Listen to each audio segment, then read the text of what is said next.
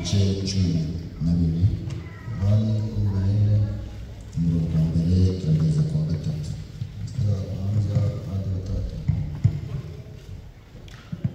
Yohana igice 12 umurongo wa mbere kugeza ku wa gatatu. Yohana 14 mstari wa kwanza hadi wa tatu.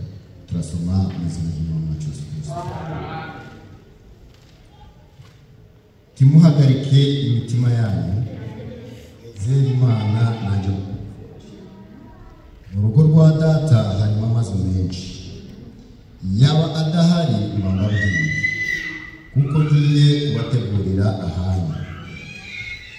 Kandi ubwo ngiye kubategurira ahanyu, nzagaruka mbajane iwanje, ngo ahondi namwe muzabeyo. Amen. When Dr. Buhihi arasabye Buhihi atanguza hombi. Dr. Twese ureje wakoze umwana wacu. Tugeze amasanga ni kuvuga utatemere bari kubakiriza. Ishimwe n'afite neza umwana uko abishatse turabushimira ko wakoze bitagace mu Yesu Kristo. Dore mwana umukozi wawe akazi imbere yacu mwana ngwino mwana uvuga natwe n'ibintu by'umwana. Maze ijambo ryatugeza kuri umwana twese bifatwe n'Imana. Aho kwanza n'abafite n'abadayi mu mashati yacu maze bamwe umwana ijambo ryatugutira icyuko kaza Yesu Kristo. Unafata amatwi yacu mwana uyategeka y'ibiri mwana maze doma twimuka uze Yesu Kristo. Maze kugena n'amaso yigeze mu mikuru. Ari mwana ibyumuka. Ngwino rufata byose tuserimiza Yesu Kristo mwana wacu. Amen. Ibyakozwe n'intumwa Matendo y'Abitumwe igice cya mbere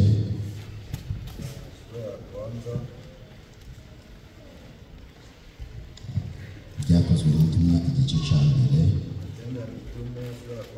turahera ku murongo wa 9 na 10. Amaze kuvuga atyo azamurwa bamureba, igicu kiramukingiriza. Bakiraramye batumbiriye mu ijuru akigenda, abagabo babiri barababonekera bahagaze iruhande rwabo, bambaye imyenda yera. Barababaza bati, yemwe bagabo b'i Galilaya, ni iki gitumye muhagaze mureba mu ijuru? Yesu uwakuwemo azamurwa mu ijuru, azaza atyo kuko mumubonye aja mu ijuru. Amen. Kongeye kubaramutsa tubabwira ati Maranatha. Maranatha. Umwami araje. Mfalme anakuja. Umwami araje. Mfalme anakuja. Uratekereza ati aratinze. Unawazia anangojea ariko ntatinze. Lakini hangojea. Uravuga ati aho mwahereye mubivuga. Nasema wakati mlianza kubisema ariko bigeze igihe. Lakini inafika wakati kuko ibimenyetso byose kwa dalili zote byavuzwe aliyosema bimaje kutugaragarira imbere zacu. Kuonesha mbele ya macho yetu. Amen. Amen. Yaratubwiye ati alituambia ati amoko azatera ayandi moko, kabila itapiga kabila nyingine, ubwami buzatera ubundi bwami, ufalme utapiga ufalme wengine. Muzumva impuha z'intambara hirya no hino. Hii habari ngambo na ngambo, ariko muhagarike umutima. Lakini musifadhaishe, ahubwo ngo bizaba rukuramukwa, itakuwa kama uchungu wa mimba. Ariko igihe lakini kizaba kiri bugufi, wakati itakuwa ikaribu. Rero nanjye ndababwira ati, nami nawaambia ati umwami araje, mfalme anakuja. Timuhagarike imitima yanyu, musifadhaishe mioyo yenu, ahubwo kwenda gucungurwa. Tunataka kuombolewa. Amen. Amen. Abari baraha ngaho umunsi w'ejo kuwa hapa siku ya jana waganiriye ku ijambo rivuga ati, nizungumuza neno nasema ati ngo hano nta mudugudu dufite uhoraho. Hapa hakuna mji wa kuishi. Hano nta mudugudu dufite uhoraho. Hapa hakuna mji unaishi. Ahubwo dufite umudugudu wacu. mji wetu. Hano nta mudugudu dufite uhoraho. Kuna mji tunaokuishi. Kuko hari umudugudu umwami yagiye kudutegura. Kuna makao Mungu anaenda kutuandalia. Turababwira ati tawaambia eti nta mugenzi ubaga hadafite ibyangombwa. Hakuna musafiri anayesafiri bila kuwa na ubwo turi abagenzi n'abimukira. Tuko wasafiri na wakuhama. Ubwo turi abasuhuke n'abimukira. Tuko wakuhama na wakimbia. Birakwiriye ngo uwe ufite icyangombwa. Nakubidi ukuwe na vitambulisho. Kandi icyo cyangombwa nta kindi. Tena kile kitambulisho sio kingine. Ni umwuka wera. Roho Mtakatifu. Umwuka wera nicyo cyangombwa cy'umugenzi. Roho Mtakatifu ndio lazima. Ubwo udafite umwuka wera, kama huna Roho Mtakatifu, ntawuzinjira hariya hapo. utaingia pale ngamo. Amen. Amen. Rebra namari kuvuga ati umwuka wera ni iki? Abraham anasema Roho Mtakatifu ni umwuka wera ntari ugutitira. Roho Mtakatifu sio kutetemeka. Umwuka wera ntari ukuvuga mu ndimi. Umwuka wera ntari uguhanura. Umwuka wera ntari ukurota. Umwuka wera ntari ukwerekwa.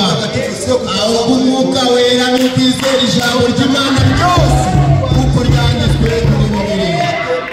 Icyo nicyo kimenyetso, nta kindi kimenyetso uzabona. Umwuka wera ni ukwizera ijambo ry'Imana, ukaryizera nk'uko ryanditswe muri Bibiliya. Wamara kuryizera, Imana izakuyobora mu bindi byose. Uwo niwo mwuka wera. Utazavuga ati nzabona umwuka wera, nzahanura, nzavuga mu ndimi. Oya, ahubwo umwuka wera ni ukwizera ijambo ry'Imana. Yesu niwe wababwiye ati umwuka mbabwira ni ijambo ry'Imana. Kandi iyo wamaze kwizera, utegereza imbaraga ziva. Unachunga nguvu kutoka mbinguni. Amen. Amen. Niyo mpamvu abasepake bayobewe. Niyo sababu wasepake. Niyo mpamvu abaporoso bayobewe. Bakavuga ati ntaravuga mu ndimi, nta mwuka wera mfite. Oya. Hapana. Oya. Hapana. Umwuka wera, Roho Mtakatifu, ni ukwizera ijambo ry'Imana. ni kuamini kila neno. Yesu niwe wavuze ati, Yesu alisema iryo jambo mbabwira, ile neno nawaambia, niwo mwuka. Iye roho. Iyo wamaze kwizera ijambo ry'Imana, kisha amini neno la Mungu kuko ryanditswe, kama vile vinaandikiwa, ibindi byose Imana izabitunga. vingine vyote Mungu ataviandaa. Amen. Amen. Kuvuga mu ndimi ntaricyo kimenyetso Sema kwa lugha cy'umwuka wera. sio ishara ya Roho Mtakatifu. Guhanura ntaricyo kimenyetso cy'umwuka Sio wera. ishara ya Roho Mtakatifu. Oya. Hapana. Ibyo ni impano. Ile ni kalamu Imana itanga. ile Mungu anapanga. Cyangwa kuza kubwiriza ngo nicyo kimenyetso cy'umwuka wera. Oya. Roho Mtakatifu hapana. Ni impano. Ile ni karama. Imana itanga. Mungu anapanga. Ahubwo Bibiliya itubwiye ati, Lakini Biblia inasema eti muzabamenyera ku mbuto zabo. utawatambua kwa mbegu zao. Tuzabamenyera uko bahanura. Utawatambua kwa Tuzabamenyera uko babwiriza neza. Tuzabamenyera uko baza kuririmba neza. Ahubwo muzabamenyera ku mbuto zabo. utawatambua kwa mbegu bwana zao. Iyo wamaze guhabwa umwuka wera, Roho Mtakatifu hari imbuto zigaragara. na mbegu wanaangaliwa. Hari imbuto zigaragara. Mbegu Izo zinaonekana. mbuto zigaragarira kuri wa wundi wahawe umwuka Ile wera. mbegu zinaonekana kwa wale waliochapata Roho Mtakatifu. Byanditswe mu Bagalatiya ibice 5. Andikiwa ndani ya Wagalatia sura Umurongo wa 22. mstari wa 27. Hari kuvuga ngo urukundo, kwihangana, ibyishimo, amahoro, n'imbuto z'umwuka. Mbegu za kiroho. Amen. Amen. Ejo twaturaho Jana tulikuwa mahali baganiriye tuvuga ati, tulizungumza tunasema eti hano nta mudugudu dufite uhoraho, hapa hatuna mmoja anayeishi. ahubwo dutegereje uzaza. Tunachunga ile itakayokuja. Umwizera uwo ari we wese Yule anayeamini akwiriye gutegereza umudugudu yule uzaza. yote anapaswa kuchunga ile mmoja itakayokuja. Hano impamvu turi aha ngaha Sababu tuko hapa ni ukugira umwanya dutegurire hano. mfalme tuandalia. Amen. Ni ukugira dutegurwe. Impamvu tuza mu materaniro ni ukugira ngo dutegurwe. Ijambo nirivugwa dutere intambwe, irindi nirivugwa dutere intambwe. Amen. Impamvu n'uyu munsi waje gutegurwa, Sababu siku ya leo unakuja iyo uba washitse, kukurisha wewe. iyo tuba twashitse, Tutashatimia. Imana siba yakwitwara, siba twazamuka. Tunyakuliwa. Amen. Amen. niyo mpamvu ubona umuntu ngo yagiye yapfuye aba yarangije umurimo we. burya nta muntu upfa kigafura, oya nta muntu upfa bitunguranye, ahubwo iyo umuntu ubonye agiye aba arangije ibye, isaha ye yo kumusarura igeze. Amen. Twasomye rero muri Yohana ibice 10 ni ijambo ryo kongera ku ijambo ry'urwizesho. Amen. Kuko umwami yatubwiye ati hano nta mudugudu dufite uhoraho, ahubwo dutegereza uzaza. Niyo mpamvu twasomye iki cyane. Umwami Yesu yabwiye abigishwa bati ntimuhagarike imitima yanyu, nizere Imana nanjye munyizere, kuko mu rugo rwa data harimo amazu menshi. none ubwo ngiye kubategurira nzagaruka mbajana aho ndi namwe muzabira. Amen. Yabibwiye abigishwa be abitubwira natwe tuzizerwa ijambo ryabo. Amen. Yabibwiye abigishwa be gusa. Iki gitabo cyandikiwe abakristo bose, umuntu wese uzizera ijambo ry'Imana, kuko twubatse ku rufatiro rw'intumwa n'abahanuzi. Niyo mpamvu iri sezerano ni iryacu n'abana bacu. Amen. Timuhagarike imitima yanyu, nizere Imana nanjye munyizere, mu rugo rwa data harimo amazu menshi. Iryo ni isezerano ry'Umwami Yesu yatubwiye. Akomeje baratubwira ngo kuko ngiye kubategurira hanyu nzagaruka mbajana. Amen. Azagaruka tujana. Aratubwiye ati mu rugo rwa data hari amazu menshi. Hari amazu menshi mu rugo rwa data. Timuhagarike imitima yanyu, nizere Imana nanjye munyizere. Mu rugo rwa data harimo amazu menshi.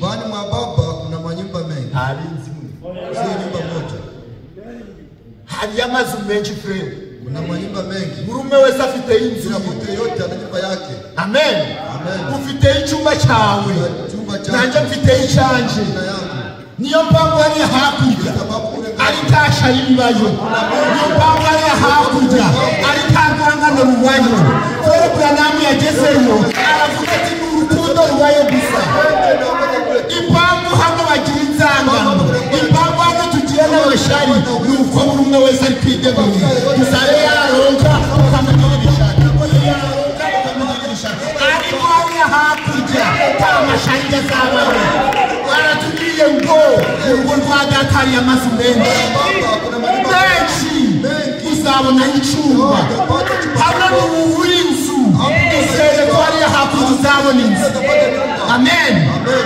Hano ni uwuri inzu, hariya hakurya uzabona. Weho bigumemo gusa, weho bigumemo gusa, bigumemo ijambo ry'Imana udacogora. Komeza, ariko hariya hakurya uzahabwa inzu yawe. Amen.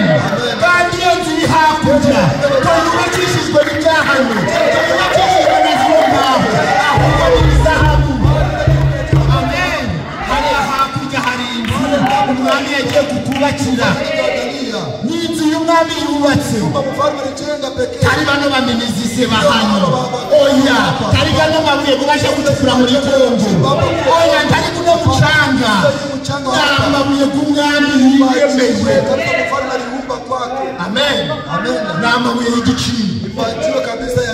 Yesu aratubwiye ati uhagarike imitima yanyu, ugahagaritswa n'iby'isi, ugahagarika umutima wawe. Ukeneye kugura Cadillac, ukeneye kubaka inzu igezweho, oya fata icyo umwami aguhaye. Umwami naguha gato gafate, hanyuma umushime, naho ibyiza byo tuzabibona hariya hakurya.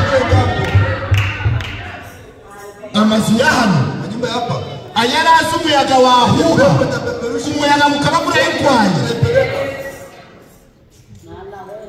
Wacana gaze uje guterana, ugaterana ufite ubwoba unakusanyika kwa naoga ngo ndasanga inzu yahiye amazu ya hano ni ibikenyeri gusa majani tu ni ibyatsi gusa ariko hariya hakurya hari inzu nziza z'umwami ari kutwubakira niyo mpamvu yavuze ati tumuhagarike imitima yanyu tumuhagarike imitima yanyu mwizere Imana nanjye munyizere amen mwizere Imana nanjye munyizere nubwo rwa data hari amazu menshi amen ngo mu rugo rwa data hari amazu menshi yaba adahari mba mbabwiye amen amen yaba adahari angekuwa mba mbabwiye ningewaambia kuko ngiye yaba adahari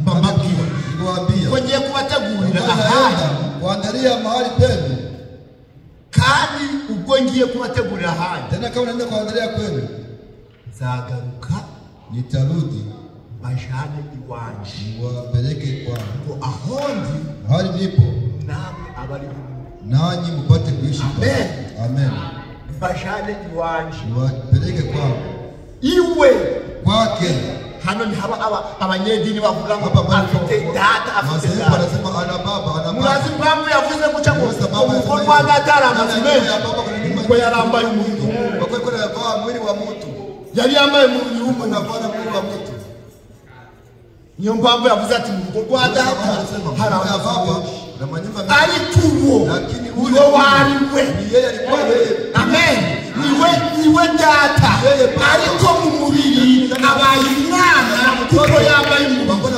ariko mu cyubahiro ndani ya heshima yake niwe data ndiye baba amen amen mu cyubahiro niwe data ndiye baba niwe Mana ndiye Mungu niwe muremyi wa byose ndiye muumba wa vyote niyo mpamvu twese tumwita data wa twese wote tunamwita baba wa sote amen amen ngiye kubategurira hanyu nitakuandalia mahali penu tarudi niwapeleke kwangu rwa data nyumba ya baba kuna nyumba nyingi yaba adahari ingekuwa mbabwiye ningewaambia kandi ngo ngiye kubategurira hanyu andalia mahali penu nzagaruka mbajane iwanje niwapeleke kwangu amen amen ni isezerano ry'umwami ahadi isezerano ryiza iryo sezerano nubwo rwa data hari amazu menshi yagiye kudutegurira tuandalia kandi igihe n'iki tena wakati ni hii amen amen ibyakozwe n'intumwa byatubwiye matendo ya mitume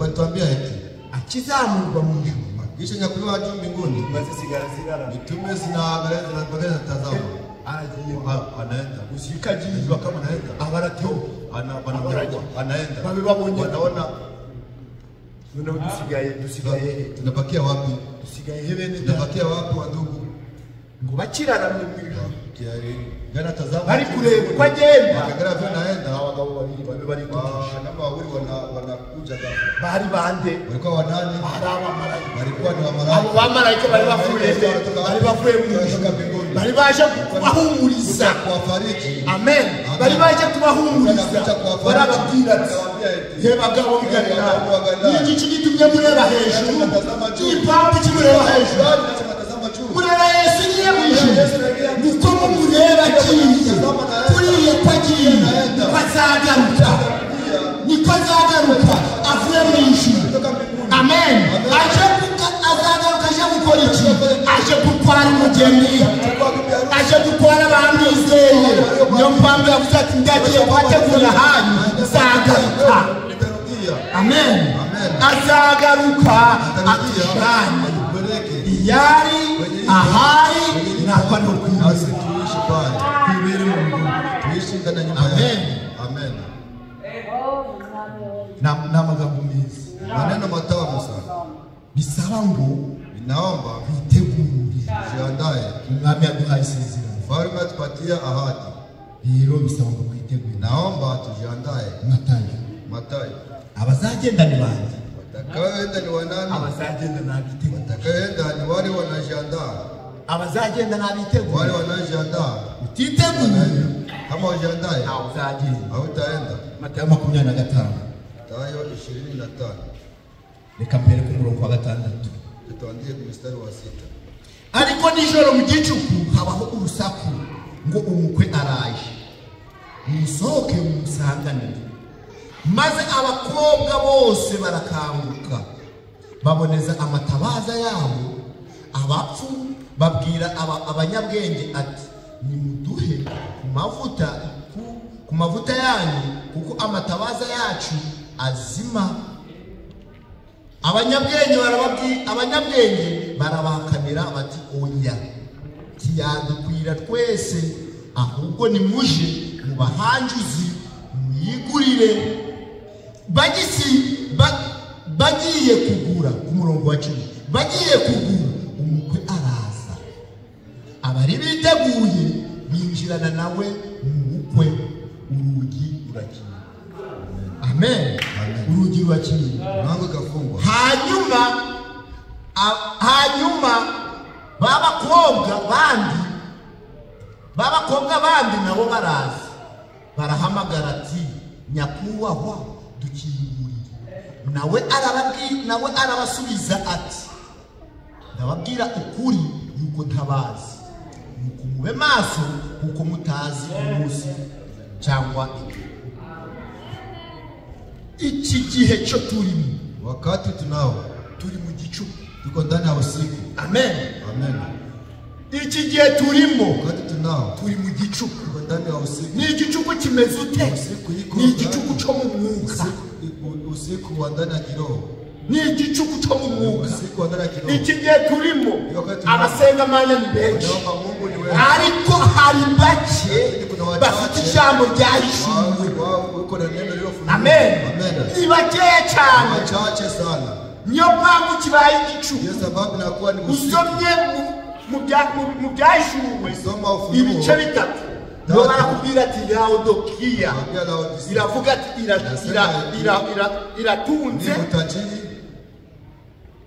iratunze ifite byose, ariko hepfo usomyeho bavuga ngo n'abatindi bo kuba bari kabisa ni wamaskini wa kusamehewa. Iki gihe turimo ni wakati tunao igihe cy'abasenga Imana, ni wakati wa kuabudu. Ariko se ni bande biteguye? Ni wanani wanajiandaa? Ni bande bafite itabaza? Ni nani wanataa? Ni bande bafite amavuta? Wana mafuta. Iryo tabaza tuvuga none ni iyihe? Itabaza tuvuga kugira ngo Frere Frank kuvuga we ijambo ry'Imana ryahishuriwe cyo mu gihe cyawe. Amen. Amavuga tuvuga nayahe? Amavuga tuvuga ni Umwuka Wera. Umwuka Wera kushaka ni none. Amen. Kwizera ijambo ni none. Sio kesho. Ni umva ijambo ry'Imana. Sikia neno la Mungu. Gihutire none. Wewe harikisha leo. Reka kurishira ejo. Acha kulitia kesho. Amen. Amen. Ni umva ushaka kwizera. Sikia nataka kuamini. Izere none. Amini leo. Batizwa none. Batizwa leo. Reka kuvuga ejo nzaba. Acha kusema nitabatizwa kesho. Reka kuvuga manze nawe. Acha kusema kwanza reka kuvuga manze narangiza hasi. Acha nimalize kwanza. Kubera agakiza karakwegereye. Kurutije kwizera. Igihe cyo gukizwa ni none. Igihe cyo kureka ibyaha ni none. Igihe cyo kwizera ni none. Igihe cyo gushaka amavuta ni none. Amen. Amen. Nubishira ejo, ukibitia kesho urasigaye. Utabakia. Kubishira ejo. Unabitia kesho. Ugeze hariya. Ukifika hapa mbele, ukabukoze hasi. Unafanya ajali ya gari. Gabo bakobwa 10. Wale wa binti 10. Bose bari bakurikiye. Wote walikuwa wanasinzia, walikuwa wanalala. Ariko nijoro, lakini kabisa usiku wa manane, umukwe arazi. Bwana harusi anakuja. Unasikia kelele gwinshi nyingi, huvuga ati musoke, mutoke nje, musangane mumulaki. Abari bafite amatabaza, waliokuwa na mataa baracana, wanagonga zao. Wanaenda kumulaki. Ariko ngabapfu, lakini wapumbavu babwira abanyabwenge, wanaambia wenye hekima eti muduhe ku mafuta, patie ku mafuta yale, muduhe ku mafuta, patie ku mafuta, kuko amatara yacu, amatara yetu agenda zima, anaenda kazimika. Gereza ku mafuta, patie ku mafuta yetu sana.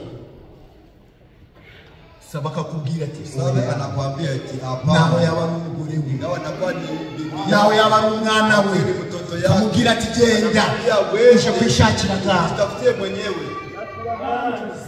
amen Amen.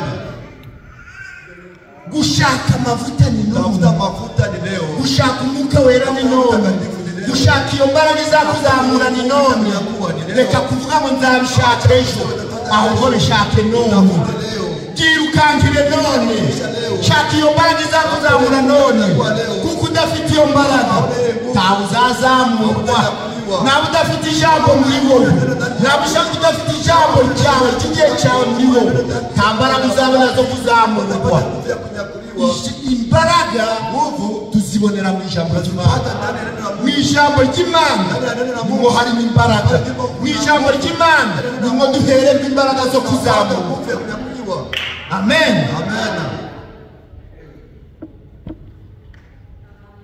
barababwira ati Wanawaambia eti mugende mwishakire mshiendeye mushaka amavuta yanyu mtafute mafuta yenu. nahayo dufite Yenye tunayo ni yetu. amavuta ni ayacu tara y'abariya oya ni ayacu ni ay'abizera ni ay'abizera ni ay'abakristo. Amen. Umwuka wera Roho Mtakatifu wabizera ni wale wanaoamini. Umwuka wera Roho Mtakatifu ni w'abakristo. ni Wakristo. Amen. Umukwe araza. Bwana harusi anakuja. Maze gabitegura Wale walikuwa walishajiandaa, abitegura wale wanajiandaa yinjirana na Mungu wanaingia ndani ya harusi. barinjira Wanaingia, urugi rugakinga mlango inafungwa. reka nze kubwire mwene Acha nikwambie ndugu, igihe umugeni azazamwa wakati bibi harusi atanyakuliwa, nta n'umwe uzabimenya hakuna hata mtu atajua. bizaba mu ibanga Itakuwa kama siri. utagira ngo bizaba ku mugaragaro Itakuwa hadharani. ngo bose babirebe barebe bisaba ari kugenda mu kirere oya Ndani ya anga, hapana. bizaba mu ibanga Itakuwa ndani ya siri.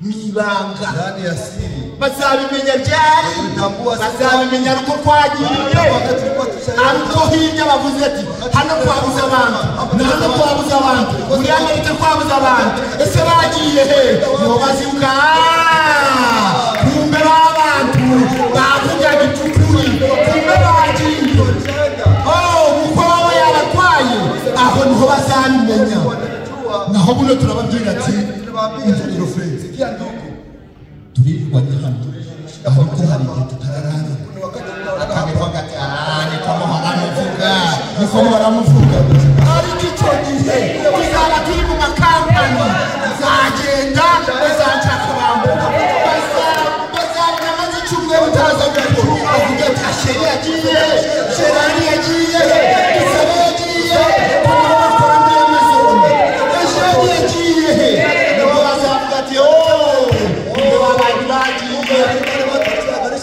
Amen. Nibazabona ko twagiye. Nibazabona ko twagiye. Wewe uzaba wasigaye. Wewe mlitakuisha pakia. Wewe uzaba ufite akaga. Wewe tutakuwa na pigo. Wewe uzaba ufite akababaro. Uzababara gute? Utahuzunika je? Abakubona ko barajanaga kwa sheri gusenga. Bakabona sheri yaje. Bazakubaza mbese wagendanaga na runaka gusenga kaba yaragiye we hose gari mukora kazabara kababaro kawe Itakuwa ni huzuni kabisa ya nguvu. uzababara Utahuzunika. ijambo ry'Imana riravuga Na Mungu twese turyumvira hamwe tunalisikiliza pamoja. ariko kubwo kunyanyagara kwawe Kisha kulikamata rejareja kwa kubifata utabishaka kulikamata rejareja na ubipendi binaacha ukabakia. bazakubaza Watakuuliza eti wagendanaga na watu wanatembea na wale tuziko nawe wajyaga gusenga wanaenda kuabudu mu bafurenge ndani ya wandugu awe wasigaye unabakia. none bigenze Sasa vinakuwaje?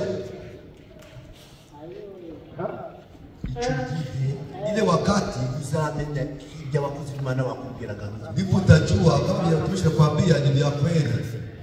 Mathayo 24. Mathayo 24.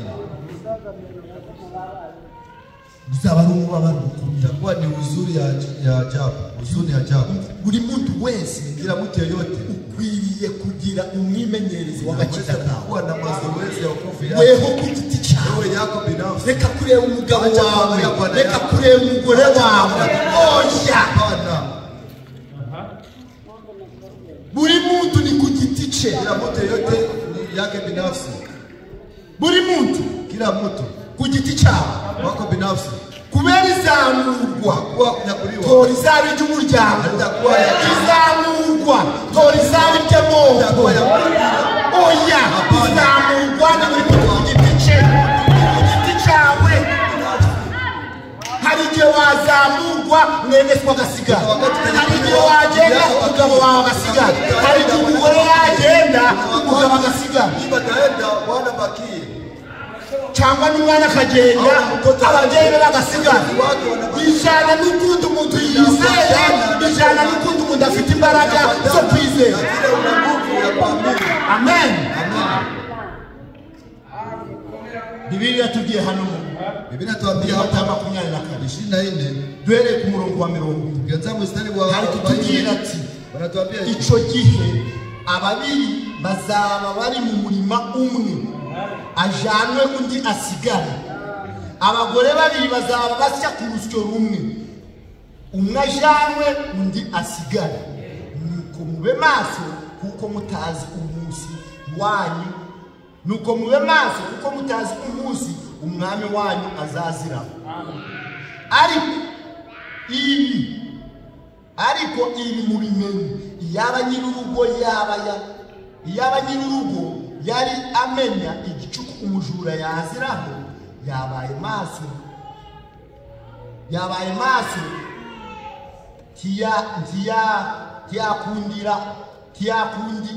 ntiyakamukundiye gucukura inzu ye. Nuko namwe mwitegure, kuko igihe mudatekereza aricyo umwana w'umuntu azazira. Abagabo ababiri bazaba bari mu murima umwe, wawili watakuwa ndani ya shamba moja. hano nta mirimo. Acha niwaambie hapa kuna mashamba. Tuzaba turi mu kampani Tuko imwe, ndani ya kazi moja. tuzaba ari muri hariya hirya, Sasa iko pale ku station naje ndi hano hirya. ku station nyingine. Tugeti Niseme eti ndugu tusaba. Acha mimi nijiendee pale ku ile ambure Sabe anichunge anikose. ye cyangwa Huyu alienda au uko ngo bizakumura chumba utakuwa kama radi. akanya gatoya, Muda kidogo. umuntu uzaba ufite imbaraga Tutakuwa na nguvu zizamurwa za kunyakuliwa. Itakuwa mu kanya gatoya nk'ako guhumbya. kidogo kabisa kama kuvumura. Amen. Itakuwa ni Niko ibyanditswe bitubwiye, vile maandiko yanatuambia. tuzaba turi hamwe. Itakuwa tuko pamoja Ako kanya ile muda abone byo aone yagiye, anaenda. ariko hari editi bashira ku Lakini ma YouTube kuna watu wale wenyewe wanafanya edit wanataka uziboneka biriya kama ni kama vile biriya ni ibinyoma, uongo tu. biriya ni ibinyoma ko bizaba ku mugaragaro, ngo tubone umwami aje yicaye ku ndogobe, yicaye n'abamarayika benshi. Oya, Hapana. ibyo ntobireba umugeni. Hari ukuza kunyuranye kutareba umugeni. Angalia bibi harusi. Ibyo tuvuga ni ukuza kureba umugeni, kugaruka ku mwami. Kuja kwa mfalme. Amen. Nicyo cyangwa turi kuganira, kugaruka ku mwami wacu Yesu Kristo. Rudia kwa mfalme. Ibireba umugeni bizaba mu ibanga. Kwa ndani ya siri. niko umurabyo gurabiriza iburasirazuba. Nafunga Byabaye kera bagiye wanaenda. Wanaenda. ariko biriya byo bibona bari mu nzego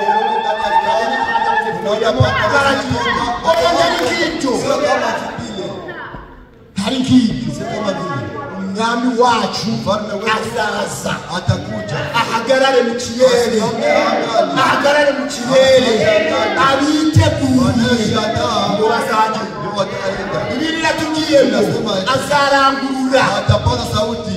ijwi rirenga arangurure n'ijwi rya marayika ukomeye n'ijwi ry'impanda ayo majwi uko ari atatu nayo gutegura.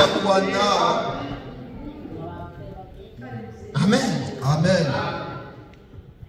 Hano nta kindi gihe tugifite. Hapa kuna muda mwingine tunayo. Uko mureba amahanga. Kama vile mnaona kabisa taifa. Ishubundi ntambara mu Israeli yagiye kabisa vita Israeli iramuka. Ibya Ukraine n'ibindi bile mambo ya Urusi na Rusi waliacha. Batumbire Israeli. Wanatazama Israeli. Ejo murumva handi habyutse ibintu. Mutasikia ejo murumva handi habyutse ibintu. Ibyo byose nibyo kubabwira ati mwitegure mukanguke. Mwitegure mukanguke. Mwamuke usingizini. Ejo mwumve ngico cya corona kivuyeho kibaye gicogoye. Ejo murumva haje ngo cya corona cyakangaye. Nico kubabwira ati mwitegure. Kuko umwami yabivuze. Wakuwa vile mfalme alisema. Muzumva inzara hirya no hino. Muzumva intwazi intambara. Muzumva intambara. Ndetse n'ibishitsi byinshi. Ndetse n'ibyorezo byinshi bizaza. Gari icyo gihe kizaba nicyo kubabwira ati mwitegure. Kutaka kuambia mjiandae. Umukristo akwiye kwitegura. Kabisa kila mkristo yote anapasha kujiandaa. Kubera ko mureba n'abari abakomeye. Kama vile mnaangalia wale wanaona nguvu bahanze amaso wote wanatazama macho yao angani juu mbinguni bareba wakitazama. Unasikia mmoja anasema kilikuza chenda kuja natafunika ulimchifuye he natoka wapi? Bari kwikanga isi bari kuvuga ati birakurikiraho n'ibihe ariko abizera ikurikiranye kuvuga ati itegure kuzamuka muve mu byo murimo. Ahubwo iyo umukobwa ari gushaka kuja ku mukwe we aritegura nawe afata kano arakabika avuga kano nzakajana ku mukwe wanje kano nzakajana ku mugabo wanje akabika akiweka. Na mimi nawaambia eti jiandae. Kababili bazaba bari kusya wawili watakuwa nasaga, wanawake wawili watakuwa nasaga kwa hata moja, mmoja atanyakuliwa na mwingine abakiwe. Wengine watakuwa ndani ya shamba, mmoja atanyakuliwa mwingine abakie. Abandi bazaba barya watakuwa wanalala, mmoja atanyakuliwa mwingine abakie. Ibyo bivuze kuri nasema nini? Mfalme beba kuno isisa hano na mama iwacu na mama tuyikumera muhiri na gasabe arikiriya baryamye kureba iriya baryamye kandi nasa hari iryamye asamukangura ashamwe hari nako turaba tuzayirwa amen.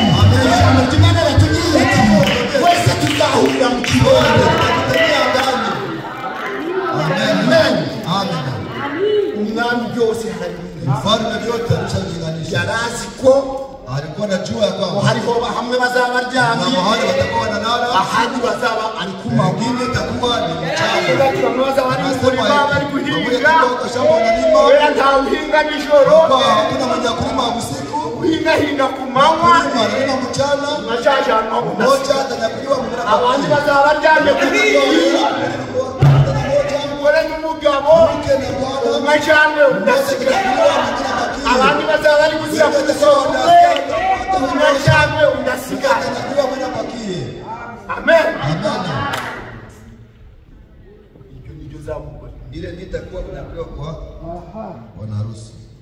Umugabane wa mbere sehemu ya kwanza. Amen. Amen. Wakorintho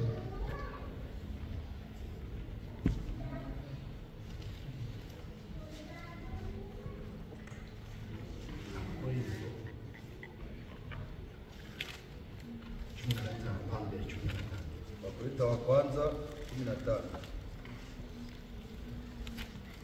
mbere ku murongo wa 50 mstari wa 51. Wabyumvise neza? Nisikia vizuri. turebe umugabo wawe, usiangalie bwana yako, turebe umugore wawe, usiangalie mke wako. nabagenda biguru ndege, Kama naenda kabisa polepole, niho hagarara mu ijambo, wewe simama ndani ya neno, hagarara mu ijambo. simama ndani ya neno. Ako nabari umupagani, Lakini kama ni mtuamini, ukwiriye kumwubaha, unaweza kumtii.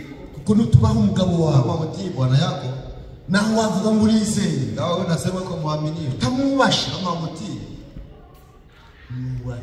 mtii. Ariko nakubuza gusenga, Lakini akikataza kwenda kuabudu, amubwira ati aho pia pale kabisa, pale ubugingo buri haguye, nafsi iko pekee, ubugingo buri haguye, nafsi iko pekee. ushaka kurengerera, Bwana nataka kabisa kupita nshinzwe nsinze kukubaha, chenye nashurutishwa ko kuliko nubwo uri umugabo wanje, uko bwana yangu, uri umugabo wanje kuyu uko mubiri, bwana yangu, ariko iby'umwuka n'ubugingo na nafsi, ntawe uri umugabo wawe, uko bwana yangu, ahubwo umugabo wanje ishinzwe n'umwami w'ijuru. Amen. amen. 51 ari kuvuga ati, Nasema eti dore mbamenere ibanga, tituzasinzira twese, aho tituzasinzira twese, tuzahindurwa mu kanya gato ndetse mu kanya nk'ako guhumbya. Amen. amen. Mu kanya gato Muda kidogo, ndetse mu kanya nk'ako guhumbya, muda kama ya kufumba, umwami wacu mfalme wetu gazaza wakati atakuja, iyi mibiri yacu mwili yetu kugira imisanganizo zote imulaki, igomba kumanza yahinda. naweza kwanza kubadilishwa. Niho umutemwa avuga ati, mbese ko muvuga muzaja mu ijuru, wanasema mbona mtaingia zaza mu ijuru gute? mbinguni? Je, Ariko twebwe ijambo ry'Imana yatubwiye ati, nani natuambia eti dore mbamenera ibanga, Bwana niwaambie si tuzasinzira twese, Tuzasinzira sote. ahubwo twese bali tuzahindurwa kubadilishwa mu kanya gato muda ndetse kidogo, kaguhumbya. muda kama ya kufumba. Mbere yo kuzamurwa Mbele ya kunyakuliwa, dukwiriye kumanza twahindurwa, iyi mibiri yacu izahindurwa. kubadilishwa. Amen. Tuzamara undi mubiri mushya, nibwo none umwami azavuga, natwe dushoke tumwumvisha, nibwo ntawe uzarinda witerura, ahubwo imbaraga ye niyo izaguterura.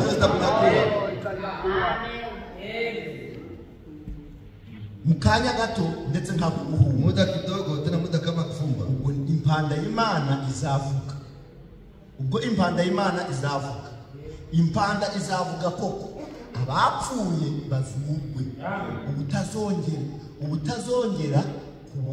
ubutazongera kubura, natwe duhindurwe. Amen. Abapfuye Waliofariki, bene data bapfuye, wandugu waliofariki, bapfiriye muri Kristo, walikufa ndani ya Kristo, tuzabasiga, hatutawaacha, hatutawaacha. abana bacu bapfuye, Watoto wetu walifariki, bapfuye kwizera, walikuwa wanaamini, tuzabasiga, Tutawaacha. abo bose tuzabahabwa, tuzababona. tutawaona. Amen. Amen. Bangenda hayo, Wanaenda hayo, umva ba Aburahamu, ba Isaka, ba Yakobo, ba Petero, abo bose baracaturindiriye muri paradizo. tungojea ndani Iyo bicaye ariko imibiri yabo hari aho ibizwe. na kwenye nawekwa. Amen. Amen. Hari aho bazaturuka, Na kwenye tatokea, hari aho bazaturuka, na kwenye tatokea, bazongera bagaruke bafata imibiri yabo ahandi ho bayihawe. waliizika Iyo mibiri yabo ile mwili yao, niyo izahinduka, hiyo itabadilishwa. maze twese duhinduke, Sasa sote tubadilishwe, kuko uyu mubiri ubora kwa hii mwili itakayooza inaweza kuvikwa usioza, ukwiriye na kuzambirwa hii mwili itakufa, utavikwa kutakufa. ariko uyu ubora numara kwambikwa kudapfa, nibwo hazasohora rya jambo ryanditswe, urupfu rumizwe no kunesha. Amen. Urupfu rumizwe no kunesha. Kifo kinamezwa na ushindi. Warupfuwe kunesha kwawe kurihe? Kifo ushindi wako iko wapi? Warupfuwe urugori rwawe rurihe? Kifo kuchunga iko wapi?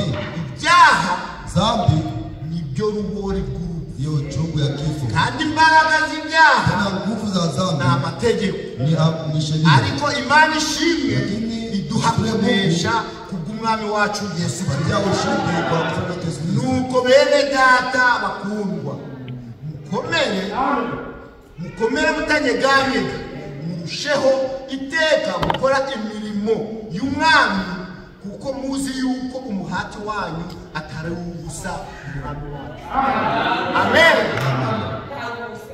Umuhati wacu atari ubusa Kabisa mzetu si ya bure. uza gusenga ntari iby'ubusa, Wabudu kwetu si ya bure. ukunda bene data ntari Penda iby'ubusa, wandugu si ya bure. ahubwo hari uzaduhemba. Bali kuna mwenye atatulipa. Amen. Amen. Impamvu dupfa none ni Sababu kubera tunafariki ni sababu gani? nuko tugituye mu isi y'ibyaha, Mtu naishi ndani ya ulimwengu wa dhambi. kandi twambaye umubiri Tena w'icyaha, tunavaa mwili wa dhambi. ariko icyo gihe Lakini ile wakati ngikibora kitakayooza kizakurwaho, kitatoka. wambare igitabo. Tuvale mwili usio na kuwa na uharibu. Amen. Amen.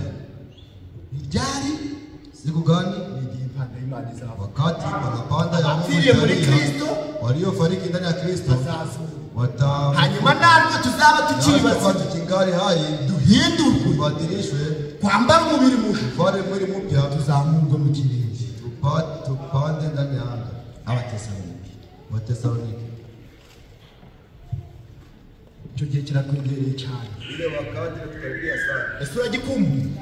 Wewe una shauku yako. Uyu mubiri uduteje agahinda, Hii mwenda tuletea huzuni. uyu mubiri kutuzanira ibyago, Tuletea kabisa uyu mubiri utuma twiganyira, umuntu akarwara gakeya ngo bandoze, umuntu akabona agahere hano ngo bangiriye nabi, vibaya. kubera uyu mubiri. Uzi ko hari ikindi kiba kiri kukuvugisha, ni umubiri. Ntawe uzi ko kwambaye umubiri urwara, ntawe uzi ko kwambaye umubiri w'itegeke. Niyo mpamvu nawe bangiriye nabi, bakugiriye nabi hehe. Uyu mubiri ugira impinduka, guhora wihinduranya, wihinduriza. Si umubiri gutuma tuvuga byinshi, si umubiri gutuma dusebanya na bene data. Umubiri ariko icyo gihe igihe umubiri uzakurwaho, tukwambara umubiri udapfa, umubiri utagira icyaha, ibyo byose bizakurwaho. Amen. Amen. Ibyo byose bizakurwa, Yote vitatoka. ngo tuzavuga ati Kwa hivyo tutasema eti wapfuye. kifo Kunesha kwawe kuri shida yako iko wapi? kunesha kwawe kuri hehe wapfuye. Iko wapi kifo? Ako kanya niho wamenye azavuga ati wapfuye uri hehe, uri hehe wapfuye. Kunesha kwawe kuri hehe, urupfu ruzaba rwahunze, Utakuwa nakimbia. kuko kwambaye imibiri mishasha, Tutakuwa tunavaa dini mpya. imibiri idapfa, Ili sio na kuwa na imibiri idakorwaho n'amarasiya, imibiri idakorwaho uburwayi, izatwahawe imibiri nk'iy'abamarayika. malaika. Amen. Amen. Umubiri wacu ni iki kibambasi, Mwili inapita hapa umubiri wa tofani, mwili kabisa wa tofauti. umubiri ushobora kubona mu kanya tuwubone. Ingine utaiona. Amen. Amen. Twahinduka Tutakuwa tunabadilishwa. impande y'Imana zawe, Wakati parapanda ya Mungu italia, tumusanganiye mu kirere. tukimlaki ndani ya anga. Amen. Amen. Tumusanganiye mu kirere. Mulaki ndani ya Ese bizaba anga. bimeze bite? Kweli vitakuwa niko je? Bizaba habiri. Vitakuwa kabisa Mpamvu vinaangana nanjye sana. ndakwifuriza, Mimi ndio sababu nakutarajia. Uvitamani. numara kubyifuza Kisha nitamani ubituremo. ubiishi. Abatesalonike bamwe Wathesalonike wa kwanza ibice bine. sura 4. Sura ya kwanza sura 4. Ariko bene data, tidushaka ko mutamenya ibyo abasinziriye, mutababara kaba abandi badafite ibyiringiro. Amen. Amen. Ariko bene data, Lakini watu tidushaka ko mutamenya ibyo abasinziriye, mutababara kaba abandi badafite ibyiringiro. Ubwo twemera yuko Yesu yapfuye akazuka, abe ariko kwizera yuko Imana izazanana na Yesu n'abasinziriye muri we. iki nico tubabwira tukibwirijwe n'ijambo ry'umwami wacu yuko twebwe abazaba bakiriho basigaye kugeza ku munsi w'umwami tutazabanziriza na hato abasinziriye. Twebwe abazaba bakiriho, sisi watakuwa wakingali hai, tuzabanziriza na hato tutangulia hata kidogo waliosinzia. Abasinziriye nibo bazaza, Waliosinzia wale ndio watafufuka, bali na sisi tuzaba tukiriho, tutakuwa tukingali hai, tuhindurwe, tubadilishwe. Kuko umwami ubwe kwa mfalme binafsi azamanuka ava mu ijuru, atashuka kutoka arangurure ijwi rirenga, sauti nyoro. Amen. Arangurure ijwi rirenga, ijwi ryambe azara iryo jwi rirenga rizaba rigiki? Ile sauti kabisa itakuwa ni ya nini? Iryo kuduhamagara, kutuita, niryo kuduhamagara, kutuita, azaduhamagara, atatuita, ijwi rirenga kabisa kubwa. Isi yose abiteguriye kuzamuka bose bazandumva, ariko abatiteguye ko bazandumva. Uwiteguye wowe wenyine, wa wundi ufite amavuta, uwo ni uzandumva. Niyo mpamvu muri Matayo ibice 25 umurongo wa 10 atubwiye ngo abiteguye umufashe binjirana nawe, ngazarangurura ijwi rirenga, atapaza sauti kubwa. Uri muri Amerika zaryo, uri muri Kongo zaryo, uri mu Buraya zaryo, uri hehe zaryo. Abacunguwe bose, abizera bose bazadumva, aho baba bari bose bazadumva, ndetse n'abandi bari mu gitaka bazadumva. Amen. Bose bazadumva, ijwi rirenga, n'ijwi rirenga, sauti kubwa iryanje rikuvugira yangu inasemea riganashira, ariko iry'umwami we bizagera ku mpera y'isi, rigere n'iburasirazuba n'ikaskazi hose bizagerayo. Abiteguye ntibazumva iryo jwi, nibwo baziteguye. Amen. Ijwi rirenga, sauti kubwa, ijwi rirenga,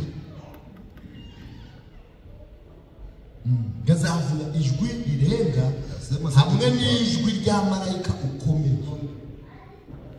Marayika ukomeye, marayika ukomeye ni impanda y'Imana.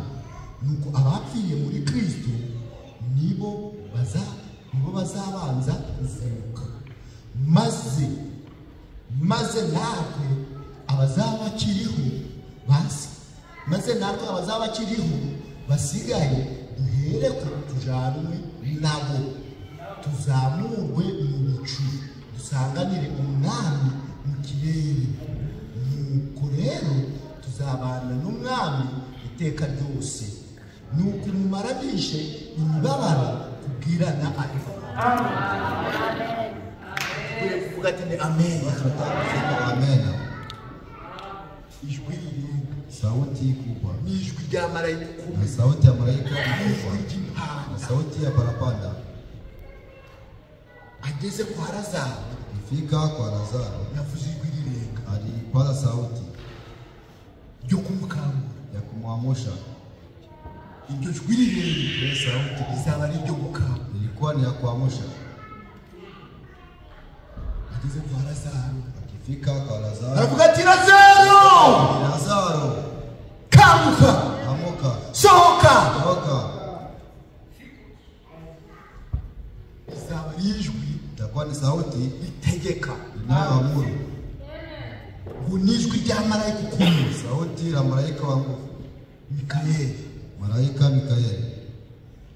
Ico gihe, ile wakati umugeni yenda kuzamuka, bibi harusi akitaka kunyakuliwa, marayika ukomeye, malaika mkubwa azaba ari mu kirere, atakuwa ndani ya anga, ari kuvanamo abadayimoni bose, toa pepo mchafu wote bose bashobora kutubuza kuzamuka, anaweza kutuacha, ari kubaboha. Nta kintu na kimwe cyabuze umugeni kuzamuka. Isaha niyi, ijwi rirenge ryamaje kuvugwa, umugeni yamaje kwitegura, marayika ukomeye nawe nguwo ari mu kirere, ari kuvana mu budayimoni bwose. Toka reka abana banje baze, kuko umwami atazakanda zizitire hano ku butaka, ahubwo tuzamusanga mu kirere tumaze guhabwa imibiri mishasha. Amen. Impanda y'Imana ni Abisiraheli nibo bakunda kuyikoresha. Iyo bagiye ku rugamba bavuza impanda. Iyo gukoranya uvuga ati ngo hari urugamba, ariko icyo gihe impanda izaba iri kuvuga ngo hari ubukwe bw'umwana w'intama, hari ubukwe bugiye kurema. Amen. Izaba ari impanda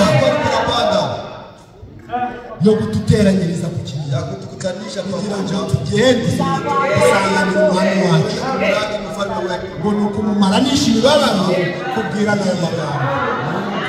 Amen. kuzungumziana kwa ile maneno, tuzazamurwa, tutanyakuliwa. Yohana wa kwanza. ntimuhagarike imitima yanyu, Usifadhaishe mioyo yenu, nizere Imana nanje mwamini Mungu naye mniamini. mu Rwanda Nyumba ya Baba kuna manyumba mengi, yagiye kudutegurira amazu, anaenda kutuandalia manyumba, yagiye kudutegurira amazu. anaenda kutuandalia nyumba.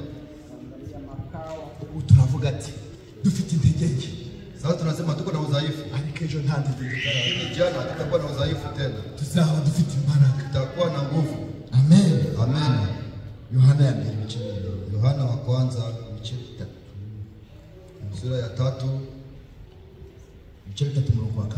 sura ya 3 mstari wa 2. Yohana ari kutubwira ngo Yohana anatuambia je, bakundwa ubu turi abana b'Imana, wapendwa, sasa tuko watoto wa Mungu, ariko uko tuzamera lakini hivi tutakuwa bado haviyakuwa, bado habiyakuwa. bado birerekanwa. Uko tuzamera Hivi tutakuwa to byari byerekanwa, bado hawajaonyesha. ariko ubu turi abana b'Imana. Sasa tuko watoto wa Mungu. Nujya uvugana na mushiki wawe, Zungumza na dada yako, ujye umenya ko uvugana na mwana w'Imana, utekujya umuzana ikirakari, unaletea usirani. tuje umubwira amagambo yo kumubabaza, kuko nuwabaza mushiki wawe ukababaza mwene so ubabaje umwana w'Imana. Unakuwa unahuzunisha mtoto wa Mungu. Niyo mpamvu Ndio sababu bashiki bacu ni ab'agaciro kenshi, wadamani nyingi, niyo mpamvu na bene data ni ab'agaciro kenshi. wadamani sana.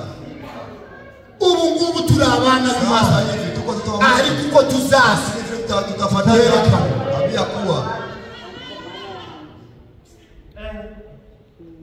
niyo mpamvu ntangazwa na bene data Ndio sababu nashangazwa na wandugu, bazana iby'umubiri mu itorero, bazana iby'umubiri ku bana b'Imana, watu vya kimwili ndani ya watoto wa Mungu. ukifuza ko wamenya abagore bose mu itorero, Unatamani uje wanawake uri wote umufurere, uri umwana w'Imana. watoto wa Mungu. Ni ikibazo gikomeye. Ni swali ya nguvu. Ijambo ry'Imana ratubwiye, Neno la Mungu natuambia hivi, bakundwa, wapendwa, turi abana b'Imana. sasa tuko watoto wa Mungu. Nari nkwiriye kumenya ko dusaba Imana, Stahili tusaba mtoto wa Mungu. nari nkwiriye kumenya ko hategeka umwana w'Imana, mtoto wa Mungu. naho yagwa mu ntege nke, Ingawa anaweza kuwa ndani ya udhaifu, umwana w'Imana. ni mtoto wa Mungu.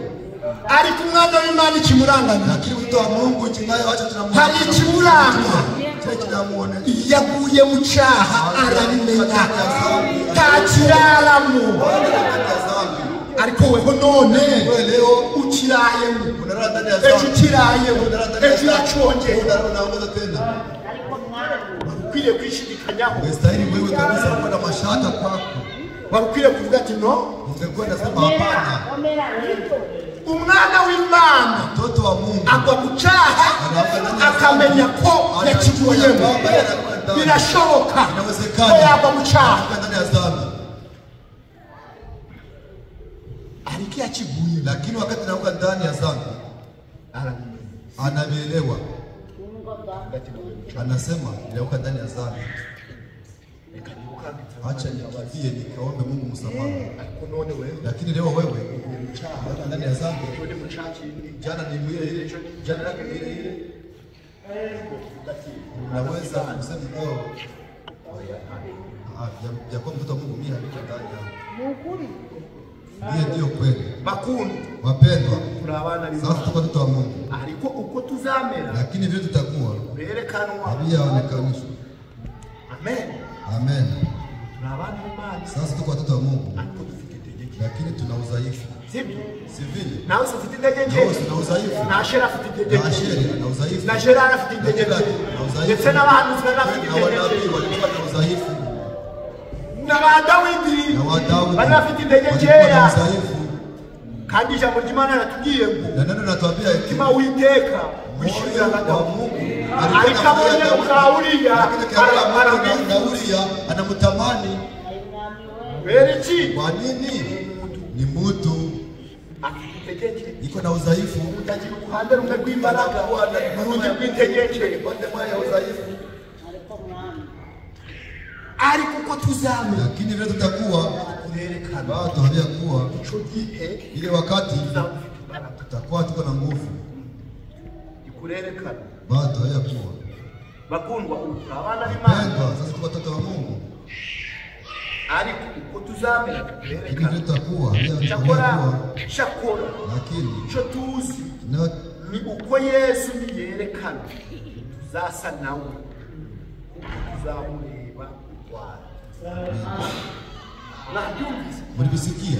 Uko Yesu tuzamureba vile tutatazama Yesu niko tuzasa na sitakuwa vile bazasa niwe kama tafanana jiwe naitwa Yasi bazasa niwe kama tafanana jiwe naitwa Simaragito abazabasabuta kama tafanana je nawe ni kuzasa na wewe ni tafanana amen amen nawe ni kuzasa wewe ni tafanana abakecuru bazaba bahinduka watakuwa na badilisho ico gihe mama kumbuka ile wakati mama kumbuka ari kuvuga tumubiri anasema iko ndani ya katanga bamuze Jeremy ndikutenganira na katanga ari kico gihe ile wakati tuzareba Yesu uko tuzaba tunafanana nako niko tuzaba tutafanana hivyo niyo mpamvu bararikira sababu na tamani ile ubwami bw'iyi si bwo burarangiye ufalme w'Imana inaisha amen amen ko tuzamureba ariko tuzaba ndio tutamtazama ndio tutakuwa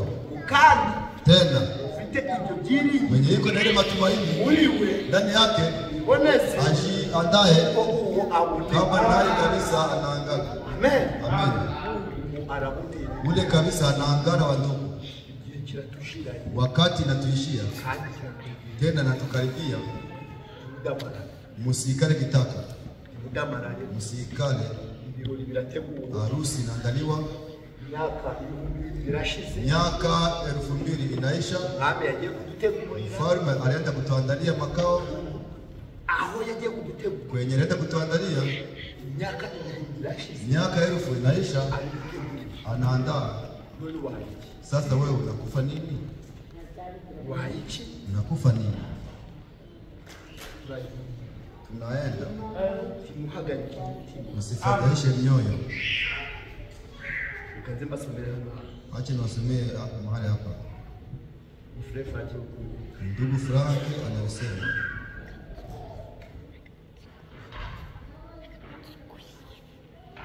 alikuvuga hivi anasema hivi hari ibyanditswe biri mu byashuwe ibice 10 maandiko iko ndani ya Ufunuo 19 mstari wa 8 alikuvuga ati igihe nagize yerekwa anasema wakati tulikuwa naona neretswe izamurwa ry'umugeni niliangalia kunyakuliwa kwa bibi harusi mwene data Frank yari ndugu Frank aliniangalia akibibona akisha niona yabonye abari bitegura aliona wale kwa wanajiandaa bose azamurwanye nabo wote anapanda na nyakuliwa nao abari bitegura wale kwa wanajiandaa ugashira umutima ukatie ndani ya moyo wako bitume witegura iache na wewe unajiandaa uvana ikintu kibi cyose kiri muri wowe. Uondoe kitu kibaya kiko ndani yako. Ibyanditswe biratubwiye. Maandiko yanatuambia eti abafite umutima uboneye wanao na moyo safi bazabona Imana. wale ndio watapata Mungu. Ntawe uzabona Imana igifite ibyo utapata Mungu yuko na vile vitu vinazilinga ndani ya moyo wako. Hapana.